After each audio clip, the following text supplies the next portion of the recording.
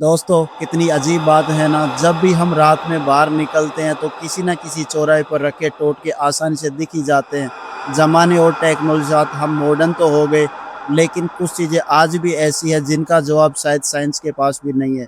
आप लोगों ने भी रात के अंधेरे में चौराहे पर रखे टोटके कई बार देखे होंगे और ब्लैक मैजिक की कहानियां भी बहुत सुनी होगी, लेकिन जो घटना आज मैं आपको सुनाने जा रहा हूँ उसे सुनकर शायद आपके भी होश उड़ जाएं। आज का पूरा रियल इंसिडेंट हमें अजय ने शेयर किया है। अजय एक बहुत ही मॉडर्न फैमिली से बिलोंग करता है। अजय के पापा मम्मी डॉक्टर हैं, पापा cardio surgeon, mummy gynaec. Ajay का एक कजन ब्रदर है, हम उसका नाम राहुल रखते हैं। राहुल के घर के पड़ोस में एक गर्ल्स पीजी था जिसमें एक दिव्या नाम की लड़की रहती थी। दिव्या बीएससी बीएड कर रखी थी, जो अजय की गर्लफ्रेंड थी। दिव्या हमेशा से गवर्नमेंट जॉब करना चाहती थी, उसके लिए बहुत सारे एग्जाम भी देती थी। अब तक उसने जितने भी एग्जाम दिए थे सबका एग्जाम सेंटर जयपुर ही आया था, लेकिन एक बार दिव्या ने सेकंड ग्रेड टीचर का फॉर्म लास्ट डेट वाले दिन भरा, जिस कारण उसका परीक्षा सेंटर जयपुर ना मिलकर बीकानेर मिला। दिव्या एग्जाम सेंटर बीकानेर देखकर टेंशन में थी। ये बात दिव्या ने अजय को बताई। अजय बोला, क्यों टेंशन लेती है, बीकानेर कौन सा दूर है, 4-5 घंटे का रास्ता है, इवनिंग में निकलेंगे तो 12 बजे तक बीकानेर पहुंच जाएंगे। अब अजय व दिव्या 20 सितंबर 2022 को जयपुर से इवनिंग में बीकानेर के लिए कार से निकलते हैं। इन्हें बीकानेर पहुंचते पहुंचते रात करीब 12 बज जाते हैं। ये बीकानेर फोर्ट के पास एक एटीएम से पैसे निकालने के लिए रुकते हैं। अजय ने बताया, भाई वह एरिया बिल्कुल सुनसान था और पूरे रोड पर कोई लाइट नहीं थी। अजय जल्दी से एटीएम से कैश निकालता है और दिव्या के साथ कार की तरफ आगे बढ़ता है। तभी उन्हें कुछ आवाज़ें आती हैं। यह आवाज़ थोड़ी दूर से आ रही थी, लेकिन रोड सुनसान होने की वजह से साफ पता चल रहा था कि आवाज़ एक औरत और बच्चे की बात करने की है। कुछ ही देर में उस बच्चे की आवाज़ चीखने में और रोने में बदल जाती है। दोस्तों, मैं आपको जो बताने जा रहा हूँ उसको ध्यान से सुनना। अजय ने जो बताया उसको सुनकर मैं खुद हिल गया। अजय ने बताया, वह औरत और बच्चा वहीं चौराहे पर रुक जाते हैं। वह औरत किसी चीज़ से चौराहे के बीच में एक गोला बनाती है, उस बच्चे के सारे कपड़े खोलकर उसे गोले में बिठा देती है। अजय ने बताया, भाई इतनी सर्दियों में उस बच्चे को वो औरत कैसे कपड़े निकाल सकती है, हमारी तो जैकेट में भी सर्दी नहीं रुक रही थी। अजय बताते हैं, भाई वो बच्चा अभी भी रो रहा था, लेकिन वह औरत ऐसे अजीब रिएक्ट कर रही थी जैसे उसे कोई ही फर्क नहीं पड़ रहा था।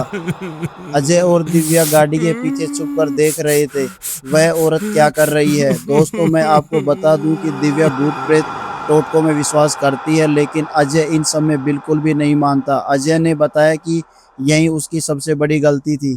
अजय और दिव्या छुपकर ये सब जो औरत कर रही थी देख रहे थे। वह औरत उस बच्चे के कपड़े निकालकर उसी चौराहे पर उसके ऊपर मटके से पानी डालकर नहलाने लगती है। साथ ही हवा में कुछ हाथों से कुछ इशारे कर रही है और उस बच्चे के चारों ओर घूमने लगती है। यह देखने में बहुत डरावना लग रहा था। अब अजय बताता है, भाई मैंने अपनी ज़िंदगी की सबसे बड़ी गलती करी। उसी टाइम चिल्लाकर उस औरत को रोक देता हूँ। उस औरत को रोकते हुए उसके पास चला जाता है। उस औरत को पूछता है, यह क्या कर रही है, शर्म नहीं आती आपको, भरी सर्दी में बच्चे को चौराहे के बीच में नहला रही हो, कब से यह बच्चा रो रहा है, तुम्हें फ़र्क ही नहीं पड़ रहा, किसका बच्चा है ये। अब वह औरत अजय को घूर कर देखती है, लेकिन कुछ भी नहीं बोलती और फिर से गोल चक्कर काटने लगती है। कुछ 2-3 चक्कर और लगाकर वह एक थाली उठाती है। अब अजय को भी गुस्सा आ जाता है, वह खाली थाली उसके छीन कर फेंक देता है। अजय ने बताया, भाई जैसे ही उसने वह थाली फेंकी, वह औरत जोर से चिल्लाई और अजय को बोलती है, अब तू गया, तूने बहुत बड़ी गलती कर दी, तुझे ये सब नहीं करना चाहिए था। इतना बोलकर वह औरत उस बच्चे को उठाती है और वहां से चली जाती है। अजय इन सब बातों पर इतना ध्यान नहीं देता और दिव्या के साथ होटल जाकर सो जाता है। सुबह दिव्या को एग्जाम दिलाकर फिर जयपुर अपने घर पहुंच जाता है। अब अजय के साथ कुछ अजीब होना शुरू हो जाता है। अजय बताते हैं, भाई मेरे सिर में इतना ज़्यादा दर्द होता जैसे कोई मेरे सिर पर हथौड़ा मार रहा हो, कुछ भी खा नहीं पा रहा था, खाते ही उल्टी हो जाती। लेकिन एक दिन अजय के घर उसका कजन ब्रदर राहुल आता है। राहुल रात को अजय के रूम में ही सो जाता है। रात को राहुल की नींद खुलती है, वह देखता है कि अजय बेड पर नहीं है, वह एक कोने में बैठकर कुछ तो बड़बड़ा रहा है। राहुल अजय को आवाज़ देता है, अजय अजय। अजय बहुत जोर से चीखने चिल्लाने और रोने लगता है। चिल्लाने की आवाज इतनी तेज थी कि घर में सब उठ गए, लेकिन सबको यह लगा कि अजय को किसी चीज का दर्द हो रहा है, इसलिए वह चीख रहा है। वह अजय को हॉस्पिटल ले जाते हैं, लेकिन अजय के पापा खुद डॉक्टर होते हुए भी समझ नहीं पा रहे थे कि अजय को क्या हो रहा है।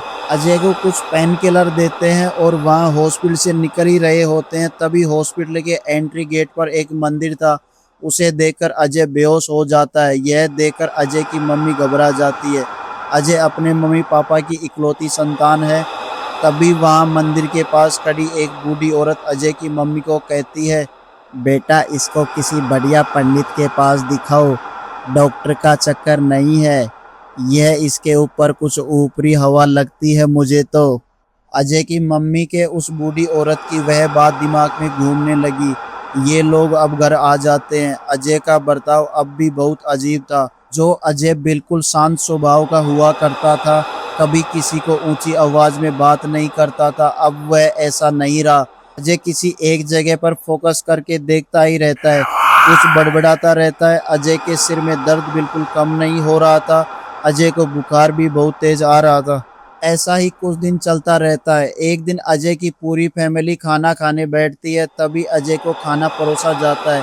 खाना देखकर बिल्कुल अजीब आवाज में बोलता है, यह घास फूस मैं नहीं खाता, मुझे मुर्गा चाहिए। जो अजय की पूरी फैमिली वेजिटेरियन है, कभी अंडा भी नहीं खाते। यह सुनकर अजय की पूरी फैमिली दंग रह जाती है। इन्हें सब समझ आ जाता है कि अजय के साथ कुछ नॉर्मल नहीं है, कुछ तो बड़ी दिक्कत है अजय के साथ। अब अजय की मम्मी अपने पिता यानी अजय के नाना को सारी बात बताती है। अजय के नाना जी के जानने वाले एक पंडित जी को लेकर अजय के नाना जी उनके घर आते हैं, लेकिन जैसे ही पंडित जी घर आते हैं, पंडित जी को देखकर फिर अजय बेहोश हो जाता है। पूरी फैमिली कुछ समझ पाती उससे पहले पंडित जी बोलते हैं, इसके साथ कोई एंटिटी है, इसे सामने बिठाओ मेरे। पंडित जी अजय के ऊपर गंगाजल फेंकते हैं। अजय जोर से चिल्लाने लगते हैं। अजय बताता है, भाई उस समय मेरे साथ क्या हो रहा था मुझे कुछ भी पता नहीं। जब वो गंगाजल मेरे ऊपर डाल रहे थे तब मेरे को जलन हो रही थी। अब पंडित जी पूछना शुरू करते हैं, कौन है तू, बता कौन है तू, क्यों आया है इसके शरीर में। तभी अजीब सी आवाज में अजय बोलता है, मैं आया नहीं हूँ, यह मुझे लेकर आया है उस चौराहे से, इसे छोड़कर नहीं जाऊंगा। पंडित जी 5 मिनट मौन बैठते हैं, फिर बताना शुरू करते हैं। जब यह बीकानेर गया था, इसने रात को एक तंत्र क्रिया होते हुए रोक दी। उस क्रिया में एक प्रेत आत्मा को रोकने के लिए की जा रही थी, लेकिन इसने बीच में ही रोक दिया और वह तंत्र क्रिया अधूरी रह गई। वह प्रेत आत्मा अजय के ऊपर आ गई। वह प्रेत आत्मा बहुत ही ताकतवर है, अजय को लेकर ही जाएगी। यह सुनकर अजय की मम्मी वहीं बेहोश हो गई। अजय जोर जोर से हंसने लग जाता है और बोलता है, पंडित समझ गया ना तू, तेरे बस की बात नहीं है, चला जा यहाँ से वरना इसके साथ साथ तू भी मरेगा। जो भी बीच में आएगा मैं सबको मार डालूंगा। पंडित जी बोलते हैं, ये मेरे बस की बात नहीं है। पंडित जी ने इनको एक सिद्ध पंडित जी के पास ले जाने को कहा, जिनका नाम पंडित सोमेंद्र है। इनका इलाज वो ही कर सकते हैं। अब अजय के घर वाले उस मंदिर ले जाते हैं जहां पंडित सोमेंद्र रहते थे। जब ये अजय को लेकर घर से निकले तब पंडित जी को फोन करके बोल देते हैं कि हम अजय को लेकर वहां आ रहे हैं। पंडित सोमेंद्र जी ने सारी विधि की तैयारी करके अजय के घर वालों का इंतजार कर ही रहे थे। ये अजय को लेकर यहाँ पंडित जी के पहुंच जाते हैं। अभी अजय को वहां जो पंडित जी ने क्रिया के लिए वेदी बना रखी थी वहीं उसको बिठाया जाता है। पंडित जी कुछ मंत्र बोलना शुरू करते हैं। अजय जोर जोर से चीखने चिल्लाने लगता है, मुझे माफ़ करो, मुझे माफ़ करो, मैं चला जाऊंगा, कभी वापस नहीं आऊंगा। इस पर उतारा करके चौराहे पे जाके एक मुर्गे की बलि दे दो मेरे को, मैं चला जाऊंगा वापस। पंडित जी अजय के पापा को बोलते हैं कि आप एक मुर्गा लाइए, अजय का कोई भी कपड़ा उस मुर्गे के ऊपर रखिए और उस मुर्गे की बलि आप चौराहे पर देकर आइए। इसके बाद ये कभी अजय के पास नहीं आएगा। पंडित जी बोलते हैं अजय के पापा को, आप पीछे पलटकर मत देखना, कुछ भी हो जाए वरना अजय को नहीं बचा पाऊंगा।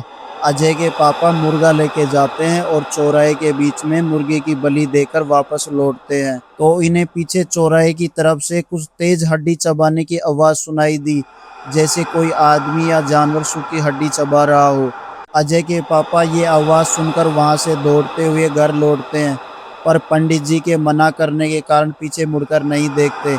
पंडित जी इन्हें गंगा जल का पानी व बबूत देते हैं। ये सभी घर आकर गंगा जल को घर में छिड़क देते हैं। इसके बाद अजय के साथ कभी कोई दिक्कत नहीं हुई। दोस्तों, पंडित जी ने बीच में बहुत कुछ ऐसी क्रियाएं की थी जो आपको इस वीडियो में नहीं बता सकता हूँ, क्योंकि हमें अजय ने मना किया है। अजय बताते हैं, भाई मेरी लाइफ के वो 6 मंथ कैसे गुजरे मुझे पता नहीं।